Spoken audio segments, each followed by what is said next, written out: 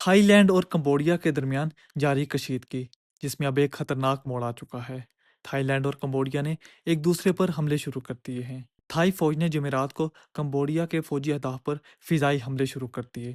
دونوں ممالک نے تنازع کے لیے ایک دوسرے کو مورد الزام ٹھہرایا ہے۔ کمبوڈیا کے راکٹ حملوں میں 9 تھائی شہری ہلاک ہو گئے۔ دونوں ممالک نے بدھ سے اپنے سفارتی تعلقات کو کم کرتے ہوئے ایک دوسرے پر مسلح جھڑپیں شروع کرنے کا الزام لگایا۔ تھائی لینڈ نے کمبوڈیا کے ساتھ تمام زمینی سرحدی گزرگاہوں کو بھی سیل کر دیا ہے۔ جنوب مشرقی ایشیائی ہمسایہ ممالک کے درمیان تعلقات مئی میں مسلح تصادم کے بعد سے تیزی سے خراب ہو گئے ہیں، جس میں کمبوڈیا کا ایک فوجی ہلاک ہو گیا تھا۔ دونوں طرف کے قوم پرست جذبات نے صورتحال کو مزید بھڑکا دیا ہے۔ تھائی فوج کا کہنا ہے کہ اس نے جمعرات کو کمبوڈیا میں زمینی فوجی اہداف پر فضائی حملے کیے، جبکہ کمبوڈیا کی وزارت دفاع نے کہا کہ تھائی جیٹ طیاروں نے قدیم پریا وہیر مندر کے قریب ایک سڑک پر بم گرائے۔